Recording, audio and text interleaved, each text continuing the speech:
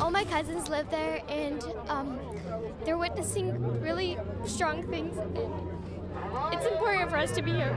I'm here in America, fortunate enough to be here and not hearing the bombs go off every single morning, every single night, and I'm doing whatever I can to support them here. Good evening, I'm Paula Suro. The anger and frustration over Russia's invasion of Ukraine, as you just saw in the video, being felt right here in Metro Atlanta. And the tensions continue to rise with each passing day.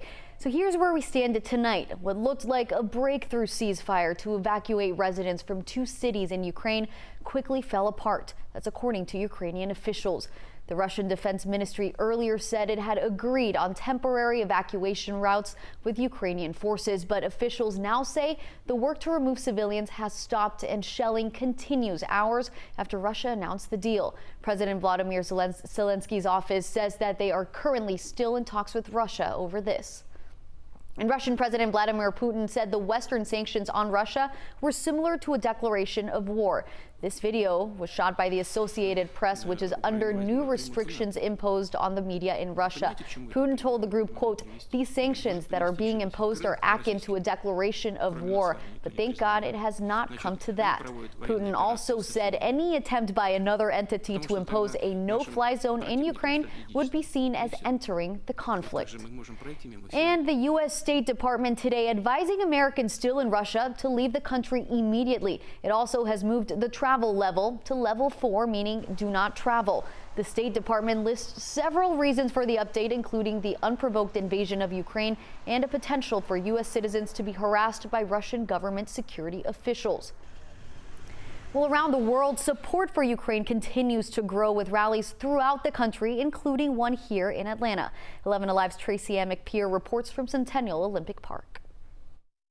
This is the second Saturday in a row that these protesters have been out here at Centennial Park trying to have their message heard. No fly zone!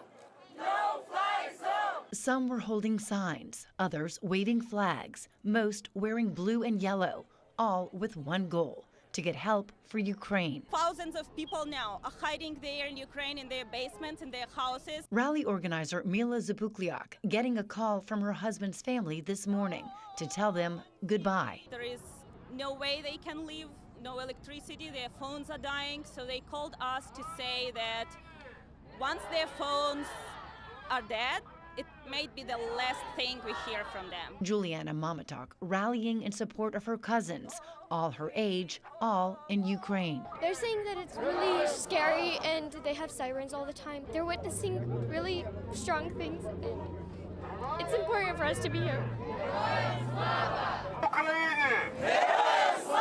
The rally at Centennial Park was asking for NATO and the United States to step up and step in. We ask NATO and the American government to close the sky, to prevent any bombs from hitting those nuclear power plants and from hitting our parents' houses. Zapukliak stressing it is not a local conflict. If one of the power plants is hit by one of those missiles, half of Europe gonna be destroyed. There is no way the U.S. can avoid getting into war right now, because there is already war on the Ukrainian territory, but the war with the U.S.